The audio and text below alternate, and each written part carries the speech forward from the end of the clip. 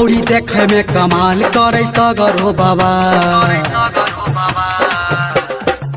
छौरी देखे में कमाल करे सगरो बाबाल, छौरी देखे में कमाल करे सगरो बाबाल। जाके घूमे सब छौड़ा सबके टोली में,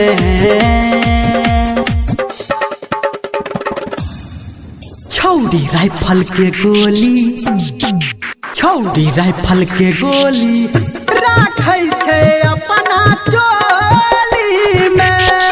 छौरी राइफल के गोली राखै छै अपना चोली में, छौरी राइफल के गोली राखै छै अपना चोली में। डीजे दयानंद दिलदार सरस्वती स्थान कठरा दी टोल।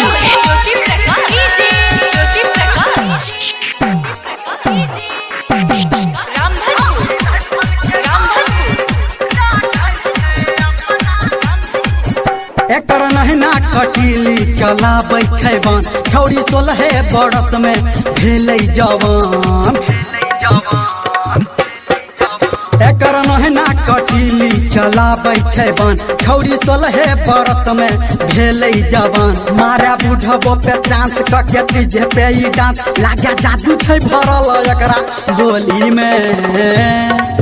छौरी राइफल के गोली, छौरी राइफल के गोली राखै छै अपना चोली में, छौरी राइफल के गोली राखै छै अपना चोली में, छौरी राइफल के गोली राखै छै अपना चोली में। Mix by Manish Yadav.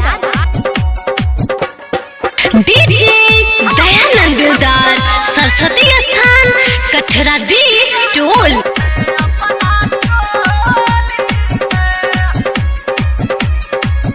खाली देखे में छौरी लागै छै हो छोट, माकी खोजै छै हरदम ई सबसे हो मोट।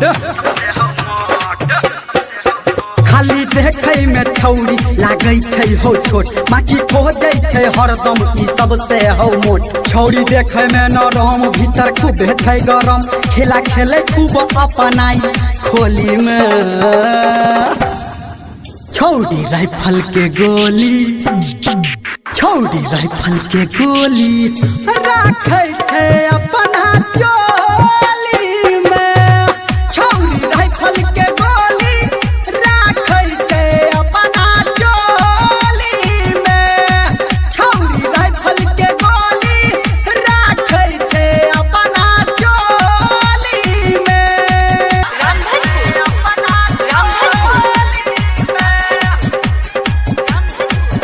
एकर चढ़ल जवानी ही मारै छै लिक, धर्मेंद्र से खाली लगाबै छै किक।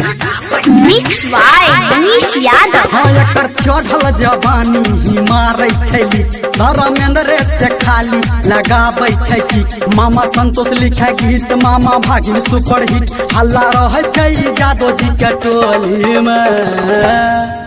छौरी राइफल के गोली, छौरी राइफल के गोली राखै